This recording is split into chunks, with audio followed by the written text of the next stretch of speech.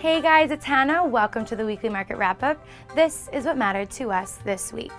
Not a whole lot going on in the markets this week, and it is pretty evident that Americans needed a holiday, as Independence Day on Thursday caused for a truncated schedule for Wall Street. Very light trading occurred on Monday and Tuesday, and there were only gains by the equities sector, pretty minor, with the S&P 500 barely changing to close at 1615. The Dow Jones added 56 points though, but still under the psychological 15,000 mark at 14,988. Some big news out from Yahoo this week that was pretty devastating: 100% drop in crude oil. Whoa, wait, what was that? Seriously, Yahoo, you may want to proofread your ticker tape before you head off for the long weekend. When they close a road, they put up big signs, like this one. Ah!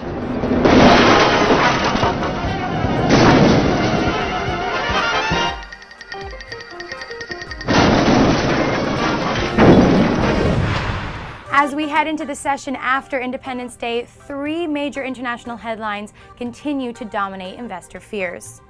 Instability in Portugal's government, which directly affects the health of the European Union's economy. Escalating turmoil in Egypt, and continued weakness in Chinese manufacturing data, which is of particular concern of American and Japanese businesses. We don't have any winners and losers this week, so we've decided instead to take a technical look at the international stock markets. For the British FTSE, despite being up over 3% year to date, this is in context of a broadening downtrend, which has been in play since the middle of March. Wednesday's close leaves the index dangling precariously above the 200-day moving average, and any more bearish news out of Europe could send the FTSE tumbling. For the German DAX, it has proven to be a volatile year, with the high-low spread in the index measuring 14%. At current valuation, the DAX is near break-even year to date and looks to be positioned for further declines, as supported by weakening momentum indicators. For Japan's Nikkei, it cleared the all-important 14,000 mark and is one of the few major markets that is positioned in an uptrend. However, there has been some hesitation in moving beyond this marker, and a failure to decisively clear at least 14,500 points could spell near-term volatility. A little bit closer to home, let's take a look at the S&P 500. While the index did well to recover the 1600 mark, this is occurring in the context of a sharply declining broadening wedge pattern, which portends further near-term bearishness. The index must clear 1650 points in order to break this downtrend, although volatility in the international markets is making investors very nervous. Over to precious metals.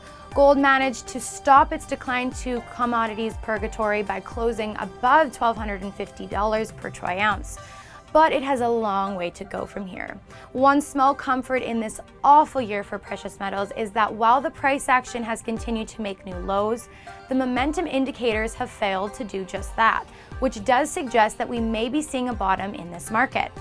And with the focus of domestic investors on job growth and international bearishness, the Federal Reserve may be forced to continue their QE program longer than expected, which is good for gold. Silver also managed to step on the brakes after dropping to $18 territory. Currently, the spot price is at $19.68 per troy ounce. The same divergence between price action and momentum can be observed in the silver market as well, although it being the more volatile metal means that investors should be especially cautious given uncertain international events. My personal favorite, palladium, had a strong day on Monday, moving up nearly 4%, which has now placed the metal within 2% of closing above its 200-day moving average.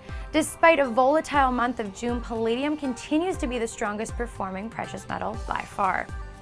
We expect the metal to continue its run in the long term, although this metal, like any other financial asset, is susceptible to some of the instability witnessed in the international markets. And that wraps it up. We know you want to get on with your long weekend, but don't leave before you hit that subscribe button. And you can email me at hannah@ViralNetworkNews to email me what you love and you hate. Thanks for watching. We'll see you next week. For VNN, I'm Hannah Bernard.